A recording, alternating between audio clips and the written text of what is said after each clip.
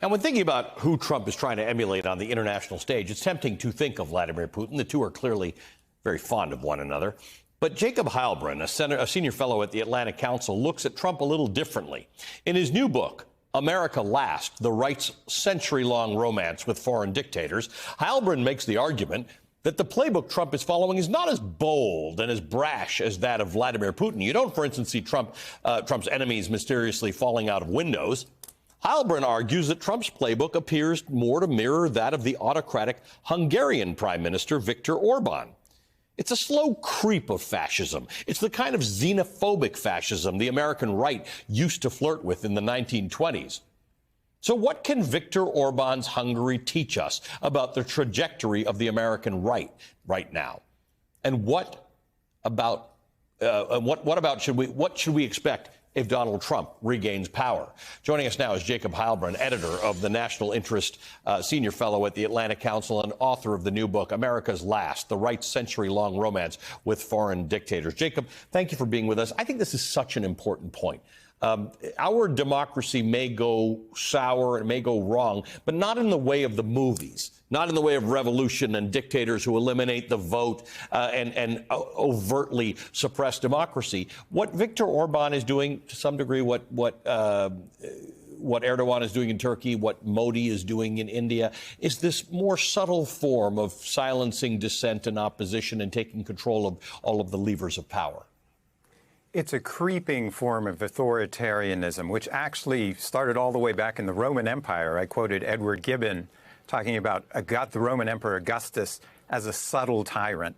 I think that is exactly what Viktor Orban has done in Hungary, where he has sidelined the judiciary. He has sold off the media to his cronies. He has ensured that elections are gerrymandered, so that his opponents simply cannot win. Elections are still conducted. This is the blueprint that Donald Trump would love to emulate here in the United States. And we're seeing it copied. We're seeing conservative groups, conservative right-wing so-called journalists going and visiting with Orban. Orban comes here to speak. He speaks to major conservative conventions. And some of the things that he's used are things we're seeing here, an urban-rural divide like they have in Hungary, where urban people think what Orban is doing it doesn't make a lot of sense, and yet he wins overwhelmingly with a rural vote. A hard line on immigration and the idea that immigrants into Hungary will dilute Hungarianness and the Hungarian language. These are things we see direct translations to with Donald Trump. Definitely. It is uncanny, the parallels. And they do actually extend to Putin, too, who relies on a rural base and has opposition in St. Petersburg and Moscow. But they have tapped into this resentment to try and not simply win elections here in the United States, but actually overturn what they call the regime. If you talk to conservatives today at the Heritage Foundation or the Claremont Institute, they don't consider us to have a legitimate government. They're talking about Christian nationalism, and they refer to the government here as a regime. A regime means it can be toppled, overturned, and replaced with an autocracy in their mold, in what they see as the right way to govern the United States. So the similarities to Hungary and some of the other places I mentioned is that this creeping fascism, this subtle dictatorship, it is given, that power is given to these leaders. It's not a revolution. It's not a military coup. People vote their rights away willingly. Why? Well, we saw this happen in Weimar Germany in the 1930s when Hitler came to power. Let's not forget he staged the beer hall putsch in 1923. What's his lesson? It failed. You have to win democratically. He's appointed in a coalition government in January 30th, 1933. He doesn't terminate German democracy immediately. He does it over a couple months. And then the Nazis consolidated their power year after year. Now, again, I don't think that that's quite the formula that we're talking about here. What we're talking about is a form of oligarchy. Right now, you have Jared Kushner and Richard Grenell, who is being touted as a potential Secretary of State. The New York Times reports today that they're engaging in deals in the Balkans for hundreds of millions, if not billions of dollars. What is going on? That oligarchy is the interesting part. This idea that people profit off of this and they utilize the levers of power. It's what a lot of people think politics is. But actually, when you look at a place like Hungary, that's true. The people in power, it's a quid pro quo. There's a you scratch my back, I'll scratch yours, and we'll both keep each other in power. In the end, it's always about the grift. Orban is exploiting the so-called immigration crisis, just the way Trump is attempting to do it on the southern border right now. But at bottom, these are useful issues to claim power, and then it's about monetizing it for the family. And that's exactly what we're seeing with the Trump family right now, as the Republicans claim that Hunter Biden is some kind of Napoleon of crime, when in fact, as we see Kushner and Grinnell and Trump himself engaging in deals in the Middle East.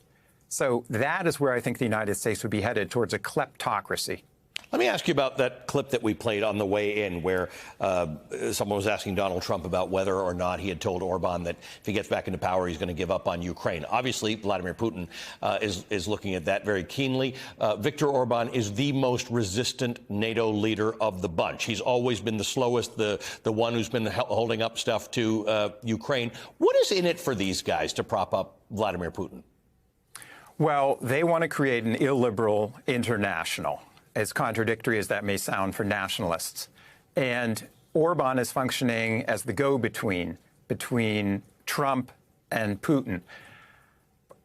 Trump fetishizes strength. He sees democracies as inherently weak. He would like to cut deals with Putin, extricate the United States from NATO, have Putin establish a sphere of influence. Hungary would benefit from this as well. They actually have designs in the Carpathian Mountains on Ukrainian territory. So it would be a win-win situation for all three leaders. If it makes you feel any better, I have already put evac on alert. He's ready to go if it comes to that. General, I can assure him. Hey, General, let me into the war room to see you, so I had to hack my way onto this frequency. This better be critical, Wheelie. Sir, come on, when is it not, please?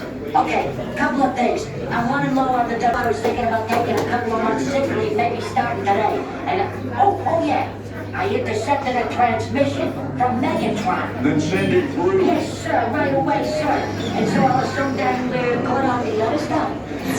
This is your last warning, insects. Relinquish what remains of the Allspark. So who's the insect? You? What? Who's the insect? Protect you. They were defeated on our world, and we will defeat them here. This was just a diversion. Security, please bring up. Rabbit, she's already inside. Deeds! Give me an update on that reserve. What's readiness? What was his name? What was it? Evac, sir. Right, evac.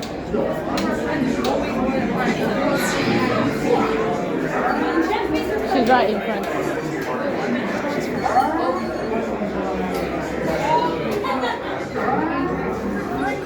We're facing a heavy sustained attack. They appear to be after the Allspark. General! We need to evac immediately.